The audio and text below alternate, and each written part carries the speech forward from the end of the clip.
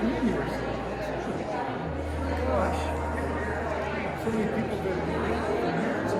think that's pretty good. Is it on? Yeah. Is it on? Oh yeah. Your front and center for the. It's the Sydney show. Then it's just Taylor, right? Yeah, hopefully. I think it's a pretty good angle on both of these. Yeah, I almost think the video I checked is more important. I checked the Wi-Fi or the stream on another phone, and it seemed to be working. It's working. It says 11 people are on. Yeah, that's good. Yeah, perfect. So you think that's good? I think we just leave them here. Nobody seems to be sitting. Yeah, I don't think it's good. Maybe.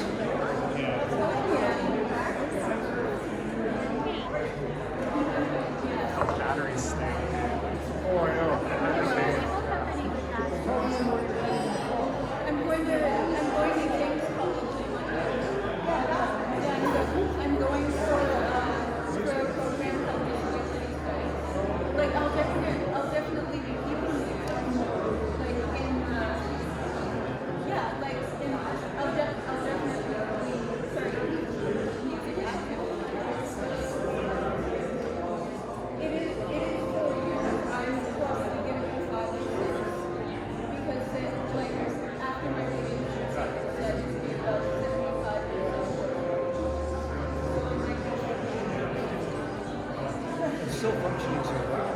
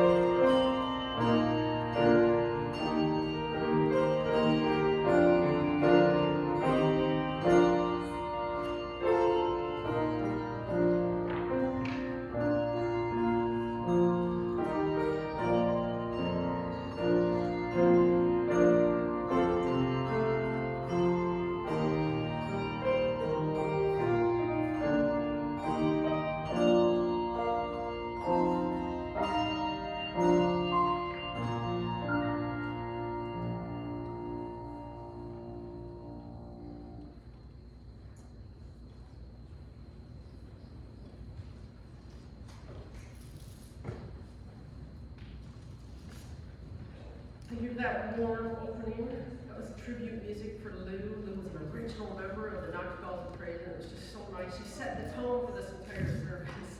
Was that sweet, everybody? Nice music. Good afternoon, everyone, and welcome to Knox Presbyterian Church in Meaford, Lou's church home of many, many years. Since hearing of Lou's death, I have been wondering what on earth I would say for the opening remarks for her service. It is difficult to describe the beautiful landscape of Lou's presence in this church because I am still in disbelief that she is gone, and I'm still processing the news. But what I can say are the basics. Lou sat on session. She was an original member of such an exquisite group of the Knox Bells of Praise. She was always a faithful member of the Bible study, missions. I mean, Lou was the golden thread that ran through this church. She was the golden thread of support. And Lou was a treat for any minister to have in a church. She was, especially to have on session. She understood Presbyterianism, and Lou was open to the ways of modern life and the contemporary culture. Lou understood the two main missions of the church. She loved Presbyterians sharing, and she loved Presbyterian world service and development. And she was really interested in their progress throughout the year. Lou is refreshing to have in a mainline denominational church in every way possible. Reverend Ian Raeburn-Gibson, Lou's husband, was a beloved minister here at this church. And they were a solid presence for this church. And Ian's memory, your dad's memory, is still greatly respected all these years later. Greatly respected. Lou's continued presence here at Knox and the stability that she provided for this church was an absolute blessing. And because of the news of her passing, there are strong reverberations, I think, of vulnerability throughout the congregation. Because one of the rocks is gone, and it's not a good feeling. Lou loved God's church. She loved God's church. And it is with great honor and in her remembrance that I welcome you here today. And to the Raeburn-Gibson family, you're all seated so lovely at the front there. On behalf of everyone gathered, and also the members of this church, I want to extend our heartfelt sympathies to you, very much so.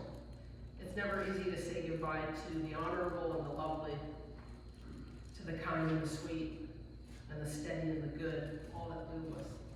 Not easy at all. She will be deeply missed, but most deeply by you. And we offer you our love and promise you our prayers. And we thank you for letting us share this day with you.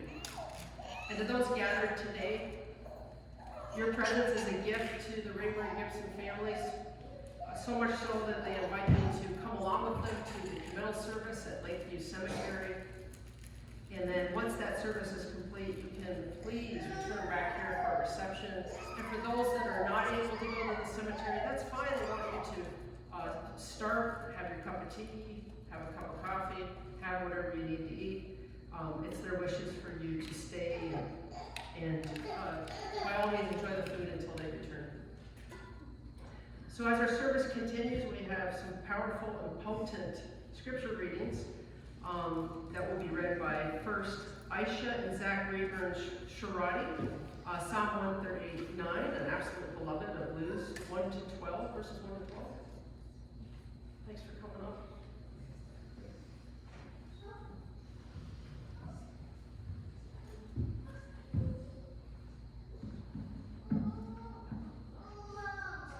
O Lord, you have searched me and know me. You know when I sit down and when I rise up. You discern my thoughts from far away. You search out my path and my lying down, and are acquainted with all my ways. Even before a word is on my tongue, O Lord, you know it completely. You hem me in, behind and before, and lay your hand upon me. Such knowledge is too wonderful for me. It is so high that I cannot attain it. Where can I go from your spirit, or where can I flee from your presence? If I ascend to heaven, you are there. If I make my bed in Sheol, you are there. If I take the wings of the morning and settle at the furthest limits of the sea, even there your hand shall lead me, and your right hand shall hold me fast. If I say, surely the darkness shall cover me, and the light around me become night. Even the darkness is not dark to you. The night is as bright as the day, for darkness is as light to you.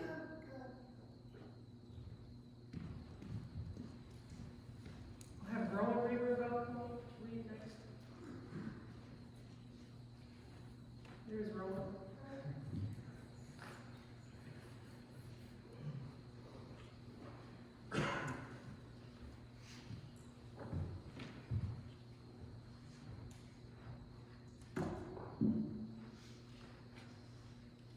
The next passage is from 1 John chapter 4, 7 through 12. Dear friends, let us love one another, for love comes from God. Everyone who loves has been born of God and knows God. Whoever does not love does not know God, because God is love. This is how God showed his love among us. He sent his one and only Son into the world, that we might live through him.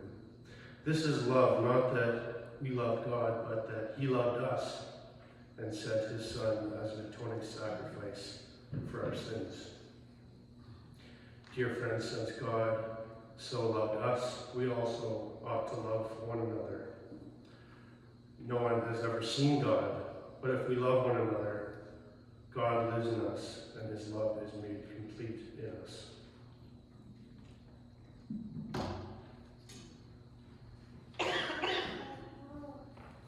It's a nice image to think of Lou one day walking in the garden with her Lord Jesus and sharing all the wonderful things that happened to her life, all the beautiful children she had and the family she had. And then that day of that image, walking with Jesus, as the day was getting on, we can think that wonderful thought that Jesus would say to Lou, you know, we're closer to my home than yours. Why don't you come and stay with me? So let's sing their time in the garden together, and I'll have the words up on the screen for you.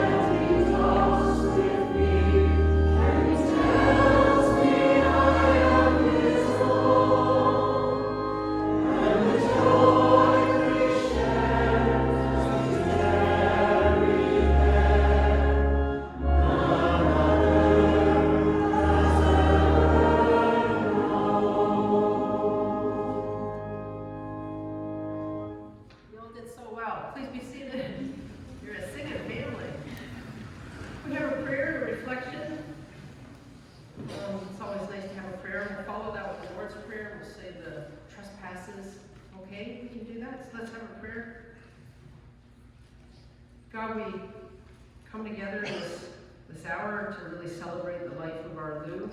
We celebrate a life of really good friendship, integrity, and love. A life that was a security blanket to this church and to the many others in her life.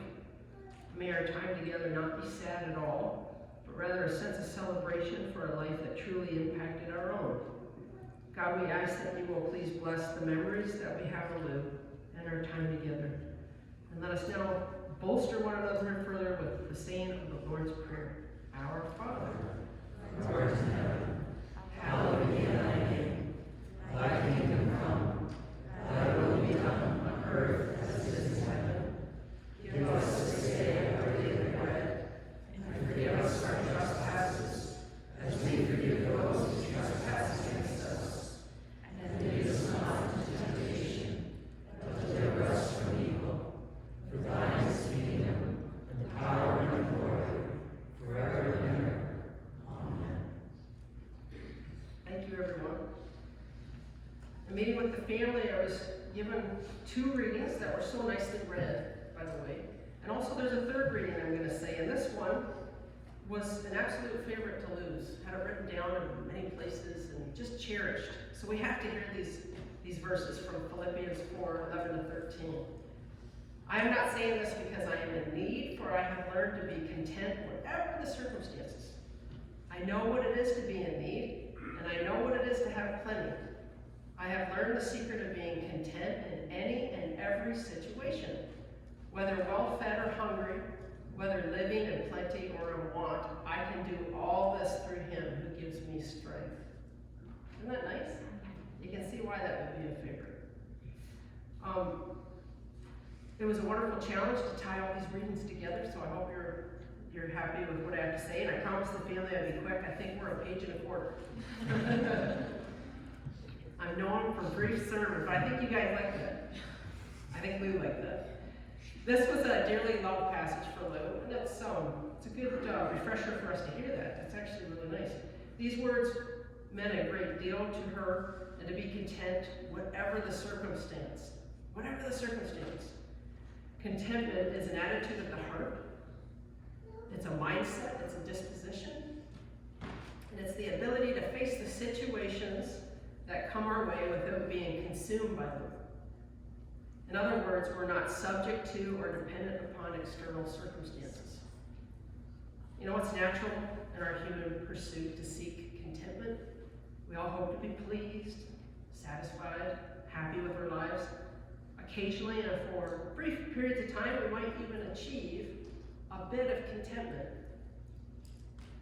But contentment also doesn't deny the difficulty of trials or the delight of blessings, but neither is it determined by those things.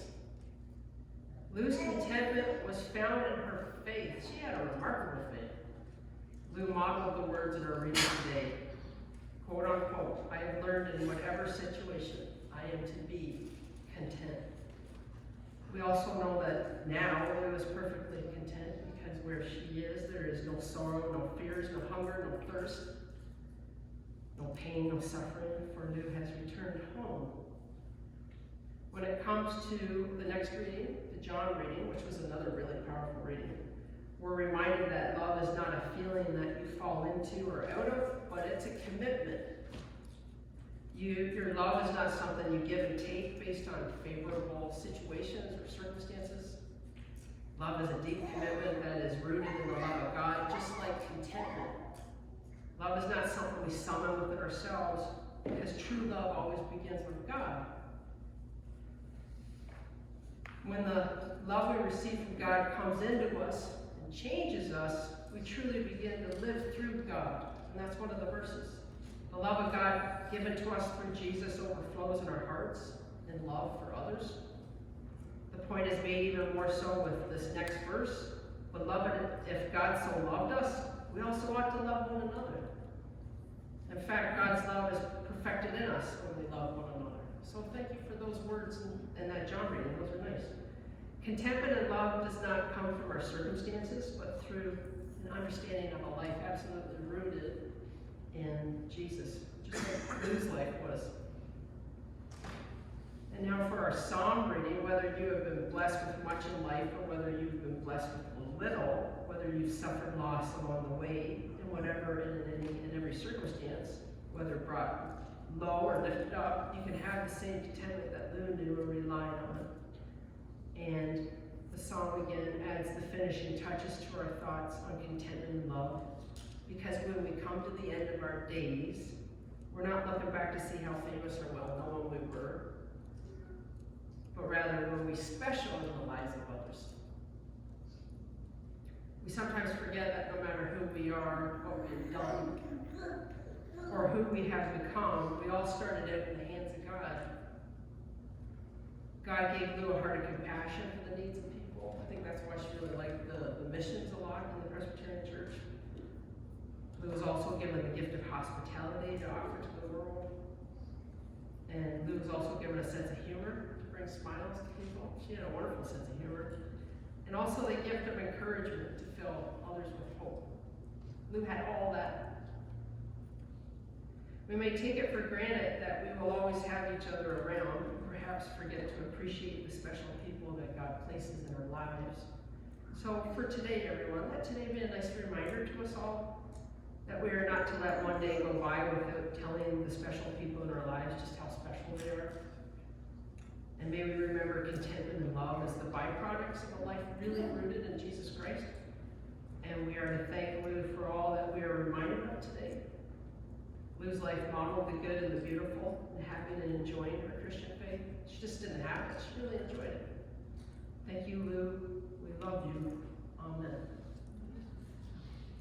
And now we get to hear some of this beautiful music from Ian and Haven. Raeburn-Gibson.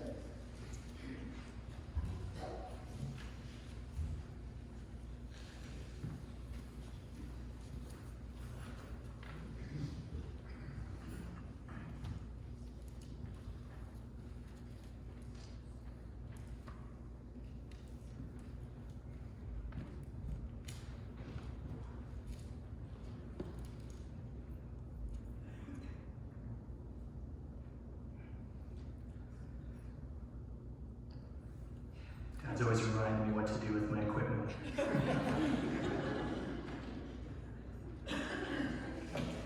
Can you tell I'm a little flustered here?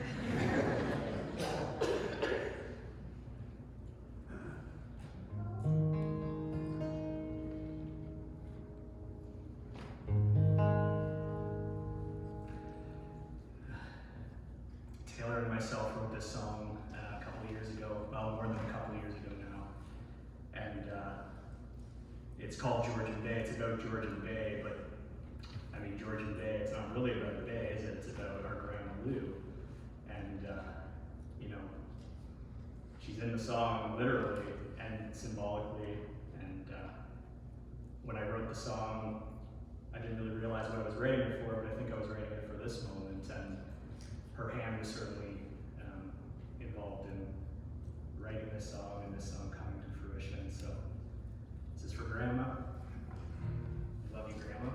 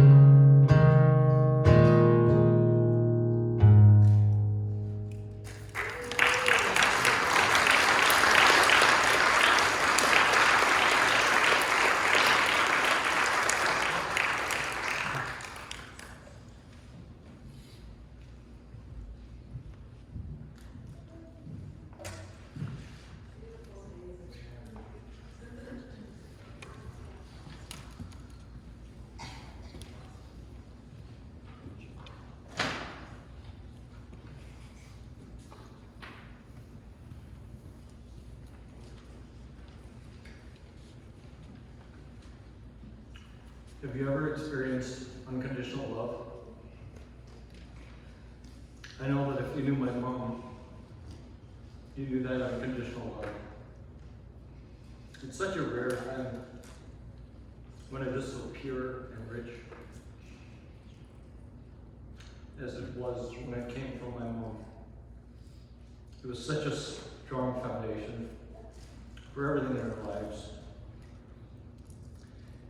She had a love for people, even if she had never met them, and let me explain. She was born in Hanover during the Great Depression. Her father, Walter, was a furniture maker at a factory in town. And when I was a little kid, I remember being there, and he'd come walking down the street, because the factory was just a few blocks away, wearing his coveralls, coated with a nice little dusting of sawdust. And he'd come up and sit on the front veranda. I don't think we use that word too much anymore. And have a pipe. Is that an expression anymore? And, you know, we would just chat. He had a personality that reminds me of my Uncle Ken, who's at the back of the room today, one of my mother's brothers. Hildred was my mother's mom. And she was a teacher and then worked at home with the 5 kids. So Ken, my Uncle Ken, who I mentioned, the oldest, here from the Sarnia area, a retired physician. Her uncle, my Uncle Doug, her brother Doug, who's in Peterborough, is a retired teacher. Her twin sister, Rosemary, who is over here, and the youngest, Shirley Ann, who is in Edmonton. Hildred was an amazing cook and a loving person, and you can imagine that back in that period of time as the Depression waned, but then World War II came along. They had a Victory Garden in the backyard, and there was rationing during some of that period as well. So that informed my mother's life, those experiences. She would tell stories of people coming to the front door in the Depression and after, asking for food. And my grandfather was probably at work a lot of the time, but my grandmother was very generous with that. And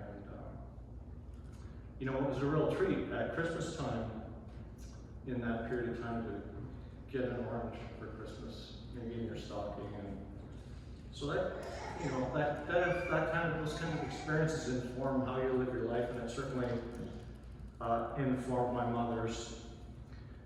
She had a life, as we've heard, she had a lifelong care for and interest in helping those that were less fortunate than her. She had thrift. She had a practical attitude towards getting things done. You know, let's just get to it and get that done. She never wasted anything, and a second time through with the coffee grounds or the tea bag is a practice that I saw as recently as a few weeks ago. I tried it, and it's a lot like dishwater. My mom didn't want to waste, and I understand from her that my Uncle Ken occasionally still practices those things with coffee. In more recent times, she was always reflecting and learning on the traditions and the culture that she came from. And she wanted to learn, and she was especially interested in learning from her grandchildren what they had to say about things. And I felt was always growing and becoming more progressive, largely as a result of that. She loved politics and keeping up with what was happening in the world. In October of 2012, Stephanie and I, my spouse Stephanie, went on a camping trip with my mom down through Texas and through the American Southwest, and we had been doing some long hikes in Big Bend National Park on the border with Mexico, and then as we left there, we did a long hot hike in the Chihuahua Desert, heading north into central West Texas. And my mom had a bit of a sore back, and that might have been a factor, but she thought we should maybe check into a hotel room or a motel room. It's mostly like two-story building, on the second floor, motels-ish, things that were down there that we seemed to see. But she really wanted to check in because it was the ending of President Obama's second term, and she wanted to see the debate with Mitt Romney. That's what she said. So we checked into one of those hotels that advertised color TV at the front, and you know, my mom was settled in with some painkillers that we found at the only store that was open in town, Walmart down the street. And it was about 100 degrees outside, and this little box of air conditioner was driving away. And anyway, she was really enjoying the policy issues that were being discussed at the debate. And at one point, Mitt Romney talked about how he was going to reduce funding to PBS. And President Obama talked about Sesame Street. Owen is here. Sue and Abdu and Aisha's son, and he had a Sesame Street character that he told me earlier today. I don't know if it was a little bit rusty, but maybe it was Elmo. Anyway, President Obama said, you're going to cut funding to Sesame Street? And the debate went on and on and on, and my mom was going, that's crazy, like that's so important for kids, like why would he be doing that? Why would he be doing that? And then President Obama said, Mr. Romney, do not kill Big Bird. And my mom was like, exactly. And then she started laughing really hard, and her back was hurting her, and she was like laughing and crying at the same time. And finally she was able to settle down, and maybe the pain medication kicked in a little bit more. But she was very engaged in all that, interested in learning through travel.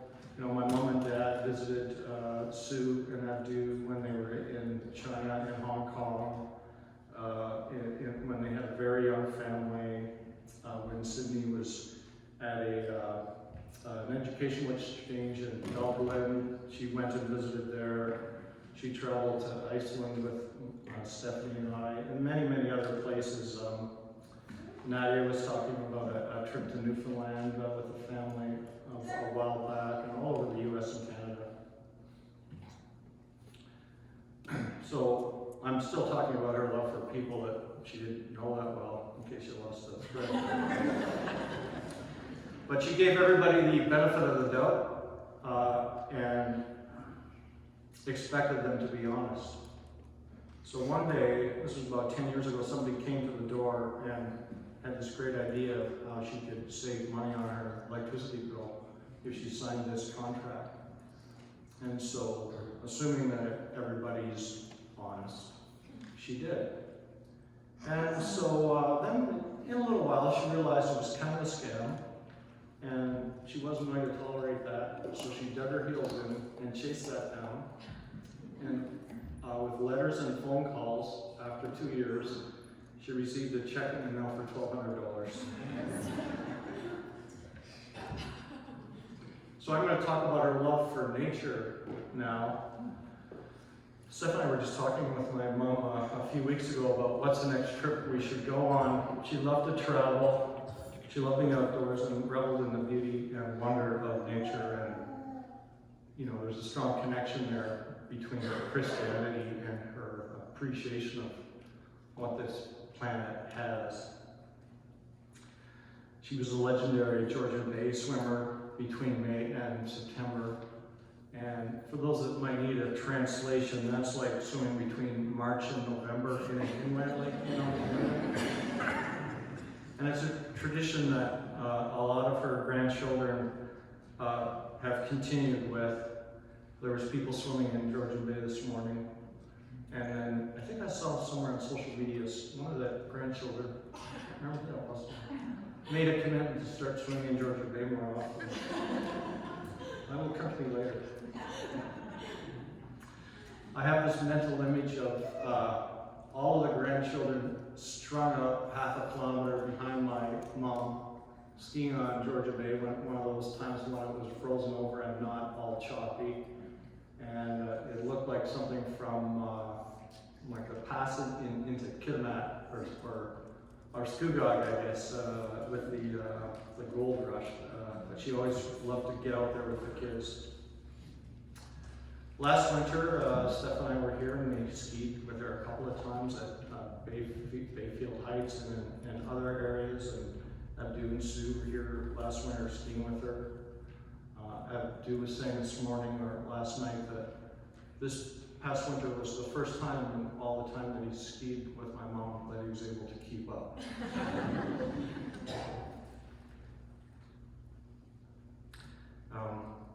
She inspired us all, and she was the model of a strong, confident woman.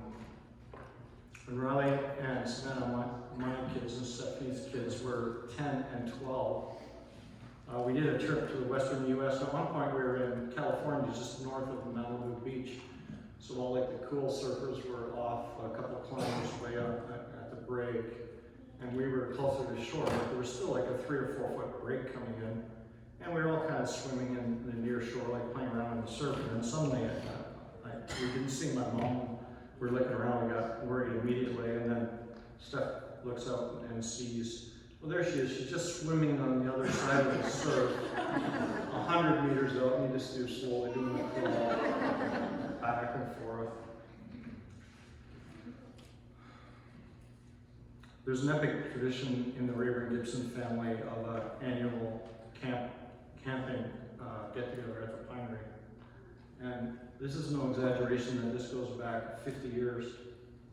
I can remember being 10 years or more. I can remember being 10 years old in 1969, listening to the Apollo 11 moon landing on the radio of our Volkswagen van that my parents had brought back from Germany in the dunes in the Pinery. So many families that are here today were big parts of that tradition. My cousins Sandy and Ian Polson are back there with family. The Trendles used to visit us there.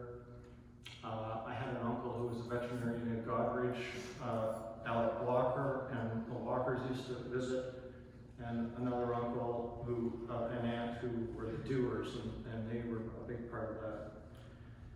Anyway, it's been happening almost annually and became a tradition with the grandchildren until COVID came along. And one of the traditions of those camping trips was the singing of Si Humba, which you're going to hear later today. Used to get all the adjacent campsites wondering who the heck they were camping next to.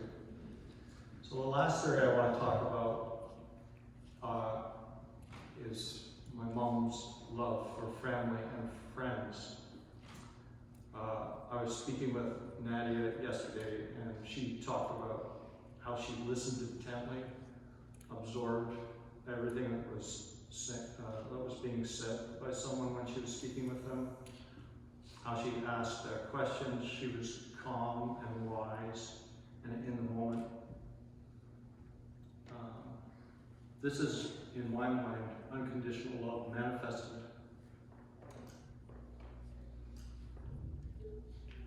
So we've all experienced that with my mom.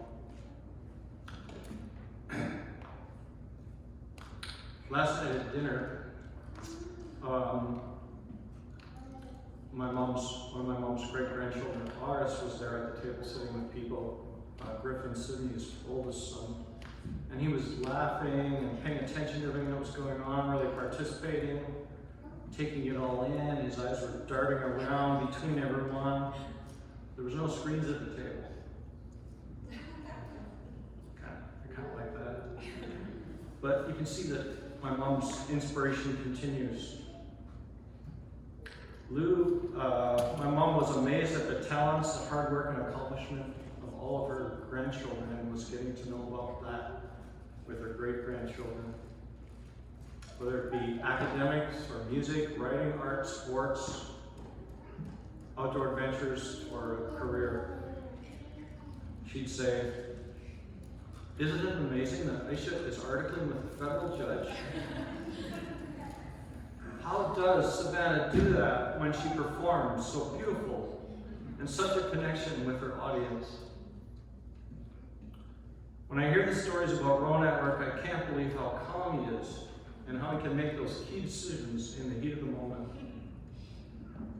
Did you hear that Taylor is working for a United Nations migration organization? Zach is not one to sit on his laurels. Right after he got his degree, he got right out there and into a job. I was talking to Riley about his job in refugee and immigration law. It is so complicated. Riley and his spouse, Charlotte, couldn't be with us today because they're overseas. And Taylor and his spouse, Leanne, couldn't be with us because they're overseas. But back to refugee and immigration law for a moment. It was so complicated, my mom would say, and yet he was so kind and patient and explained it to me. Did you know that on top of her job and young family, Sydney has written a novel and is now working on a second book? Haven did such an amazing job working with other young people to put a dance and song show number on at the recent A Little Night Music. That was so spectacular. I love being there at the church in recalling what this was about 6 weeks ago. Have you seen those pictures of Nadia climbing mountains and in caves in Europe and in the UK? She's so skilled and adventurous. Did you hear that in addition to his job with a technology company, whatever they do? I looked it up, it's Coinbase. Ian is also working on his psychotherapy credentials. As Ian said in his social media post, many of the grandchildren wrote beautiful social media posts about their grandmother. But as Ian said in his post, she was a matriarch, a sister, a mother, a grandmother, a great-grandmother, and a friend. In that role, she made sure that she kept us getting together on a regular basis. Camping, as I mentioned, Easter, Christmas. Christmas mornings always included breakfast, a Christian reading or 25, a carol sing, and all aisles before presents, and that's Grandma's priorities right there. Usually it was followed by what we called catch game, where the grandchildren would run around in circles in the house and the adults would try to catch them when they ran by, and it was loud and a lot of screaming, and it turns out that none of them are too permanently scarred by that. Grandma's love for her family had a very practical side as well, to make sure we use our talents and opportunities wisely, and that we stay together. So speaking about staying together, one summer in about 1981, Tim worked for CN Rail out in Alberta and in the Rocky Mountains. And in those days, there was no cell phone and there was no phones available on the rail cars. But Grandma wanted to make sure that we all stayed together. So when my parents moved from London to Meaford, my mom taped a note on the door in London telling Tim where we had moved to, where they had moved to, just to make sure that we all stayed together.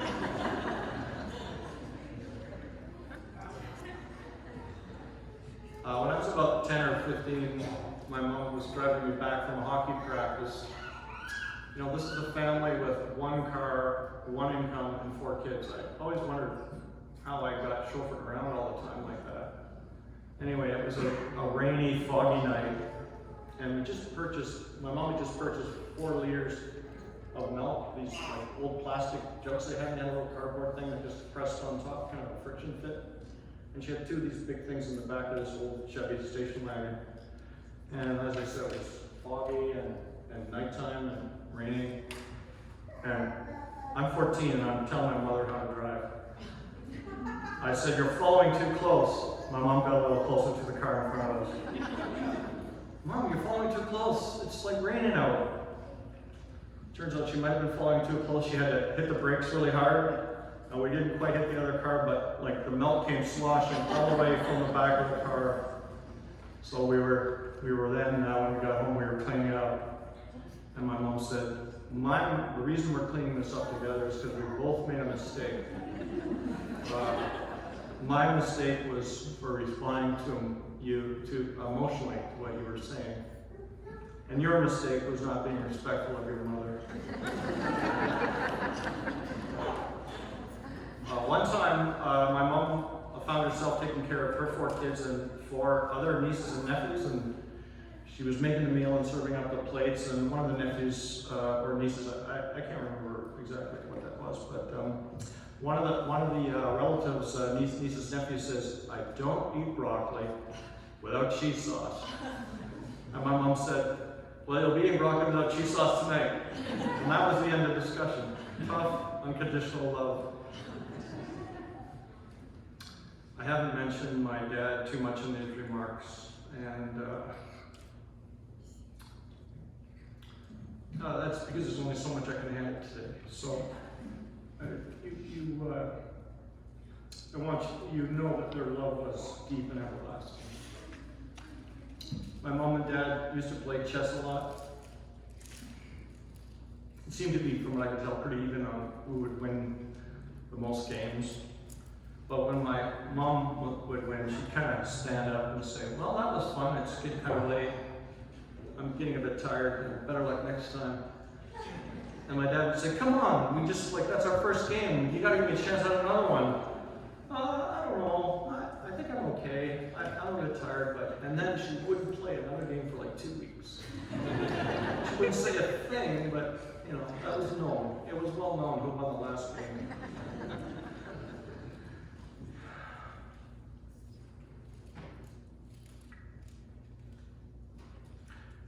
I just wanted to finally say, my mom showered us with her love throughout her life.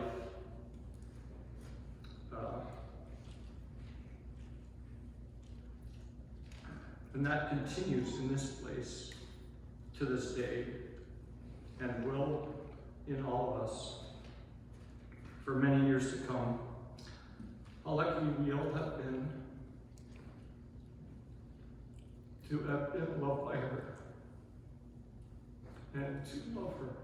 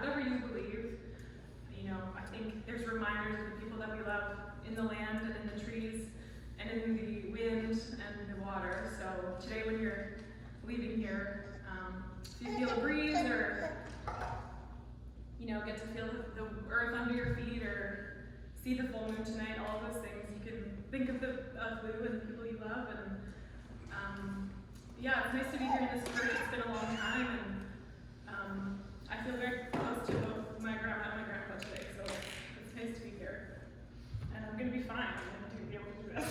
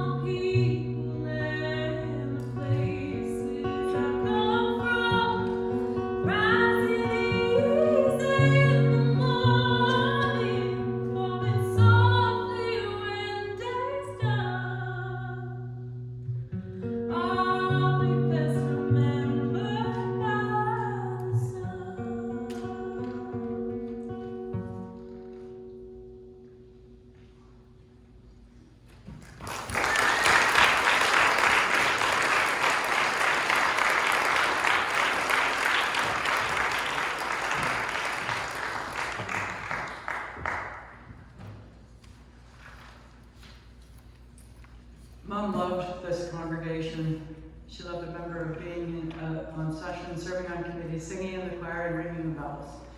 You are her family. The church has changed over the years, and she always tried to keep current and relevant. With help from her grandkids, she learned what LGBTQ and queer meant.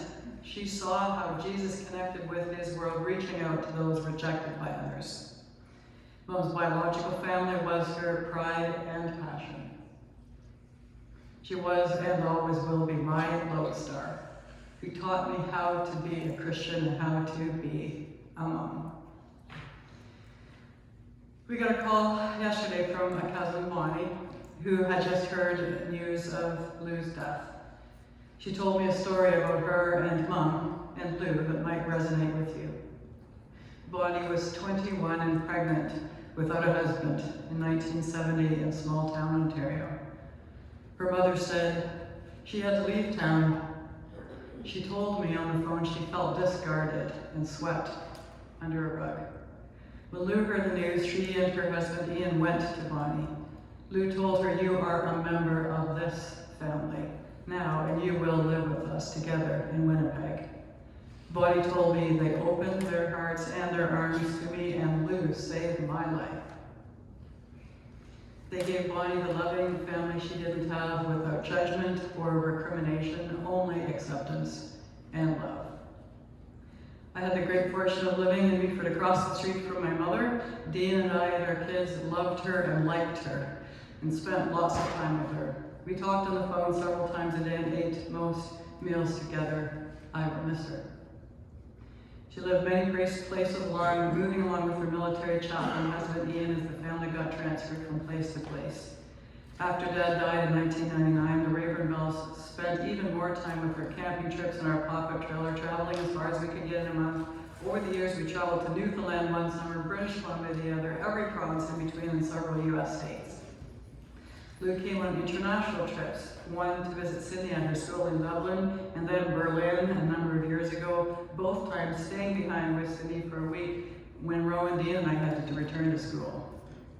Trips on a plane like the one we did to Saint Martin were even better when her twin sister Rhea was with us, as she was in 2010. Mom was always active, hiking, biking, often with her dog running beside her. Mom was unique, rollerblading into her 70s, never figuring out how to use the back brake system, but happy to just step onto the nearest patch of grass.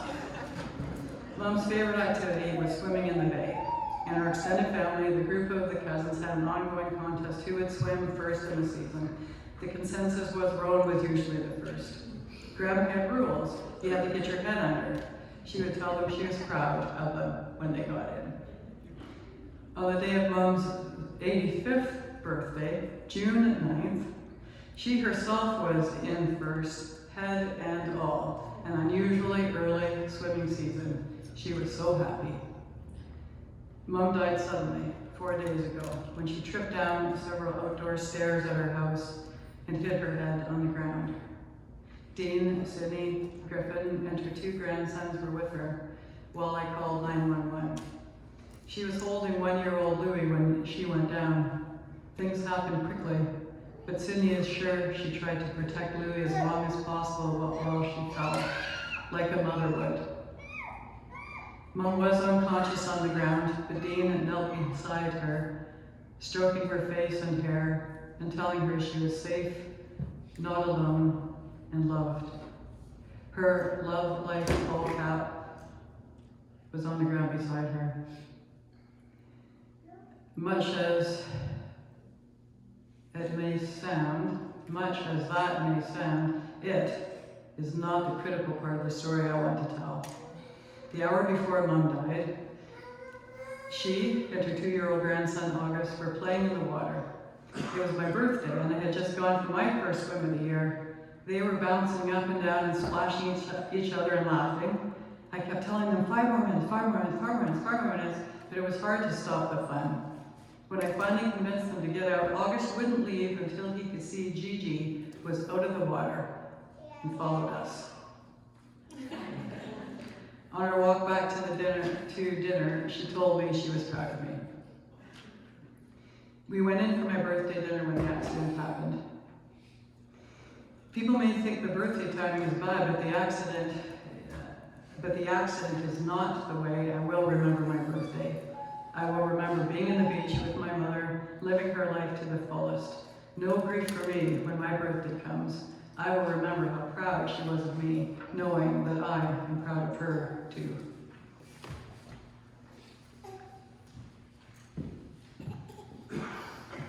It's our time to respond to all that we've heard, all the beautiful songs and the endearing thoughts. And so we get to respond with the congregational hymn and the bowl. And the person that wrote this was pondering all the ideas of life. Spring, winter, Easter, Good Friday, and death and life. She saw in her words the whole awakening of the world that happened every spring. There's 3 verses. Let's sing them together.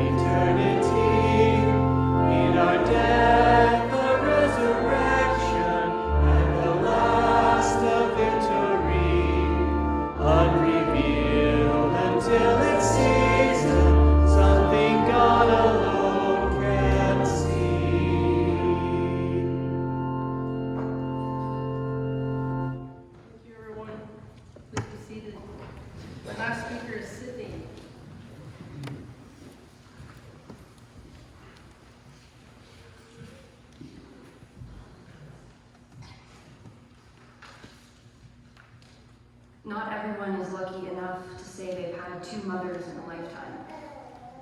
But I got luckier still, because my second mother, well, she lived just across the street.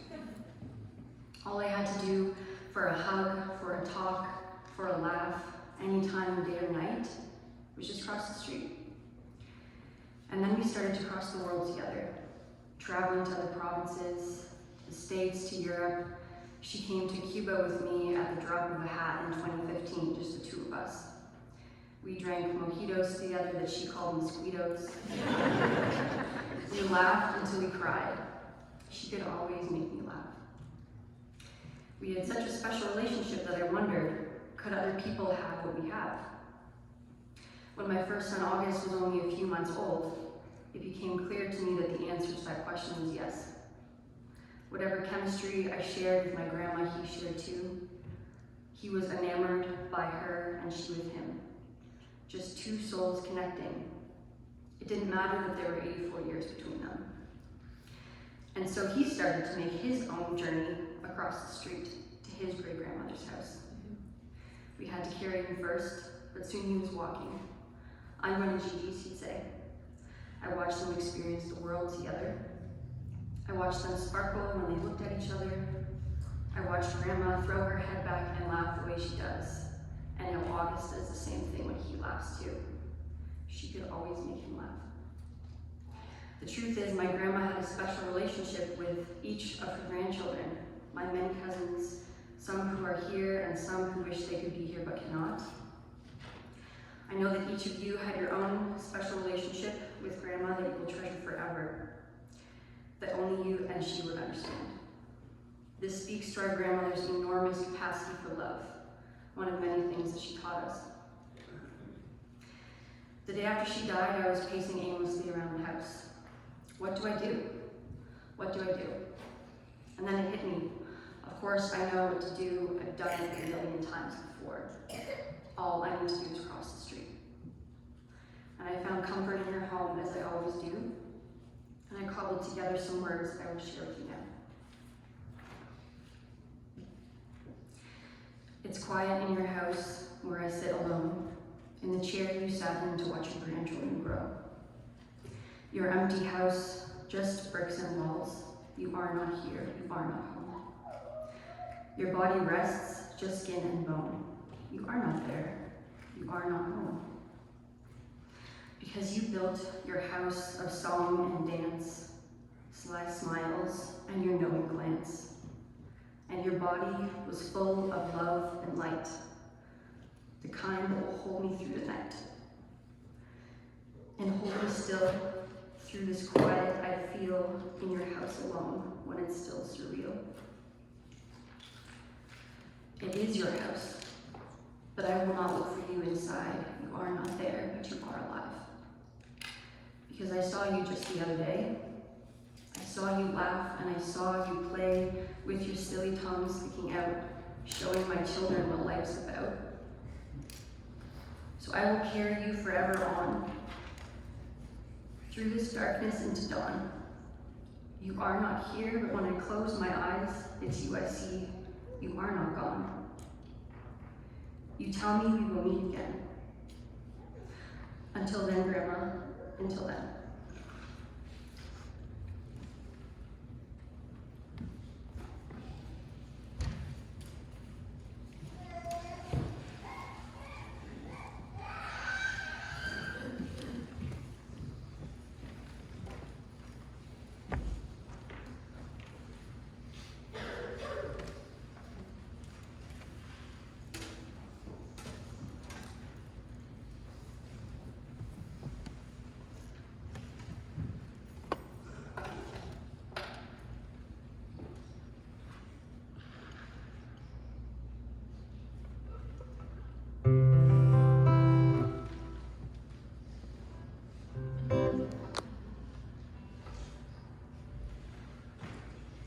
Well, everybody loves a slideshow.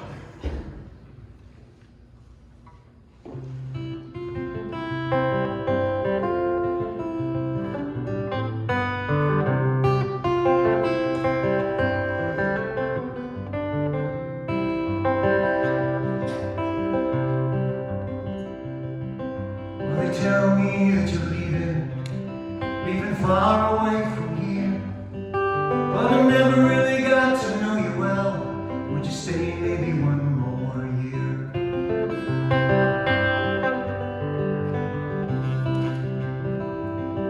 Well, they tell me that you're leaving. What will it be like when you're gone? Will we ever be able to laugh again or sing another happy song?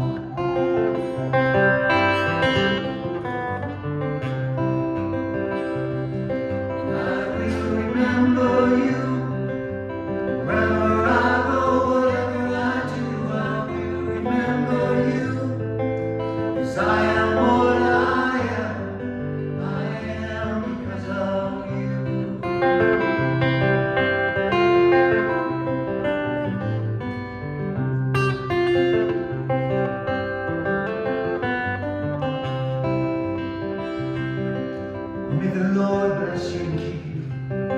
May we never be apart. And may Jesus walk between us, forever holding up our hearts.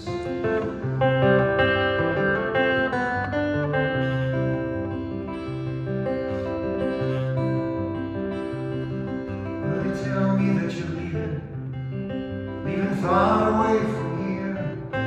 But I never really got to know you well. Just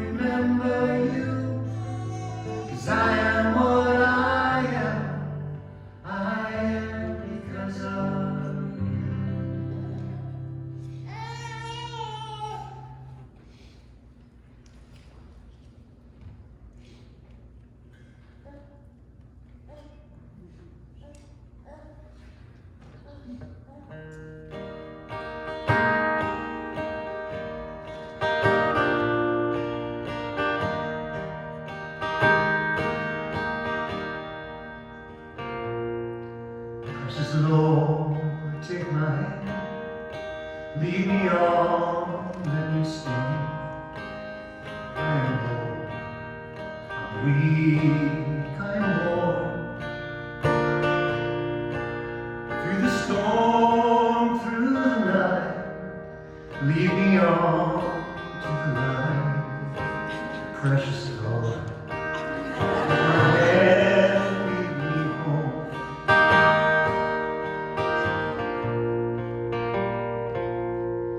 When my way grows drear, precious Lord, linger near.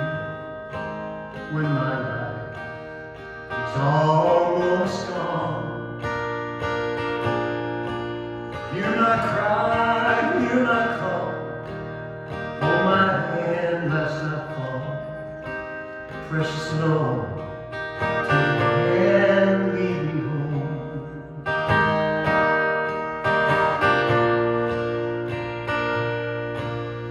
The darkness appears, and the night draws near, and the day is past and gone. At the river I stand, with my feet and hold my hand. Precious Lord, take my hand and lead me home.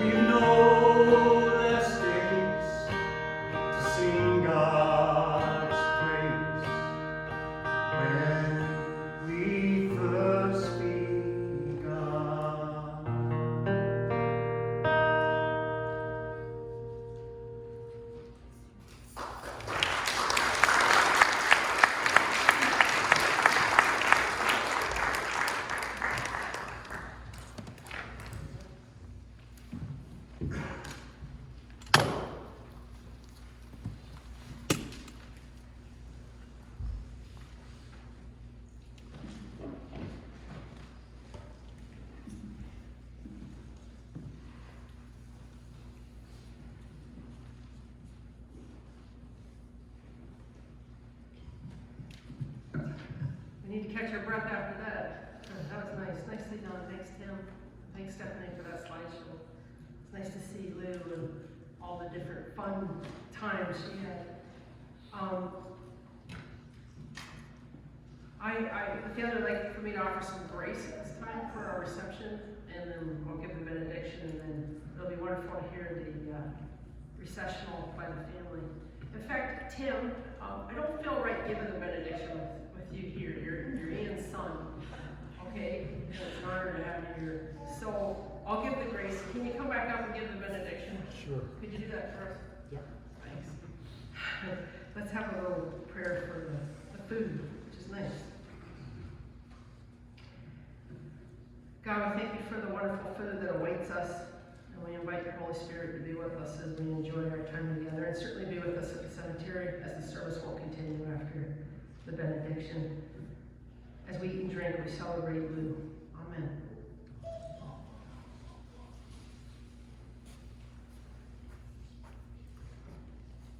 As we leave this place, we leave as brothers and sisters in this family. We are all created in the image of the same God. The Spirit is with us here. May that Spirit shine down upon us. May his countenance always bless us with the gifts of gentleness and love, both now and forevermore. Amen.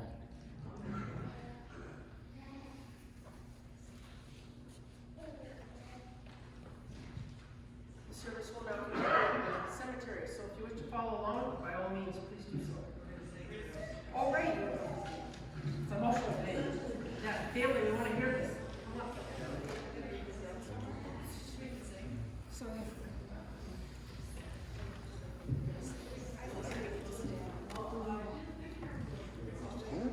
Are we going up? We're going to sing it from here? Okay.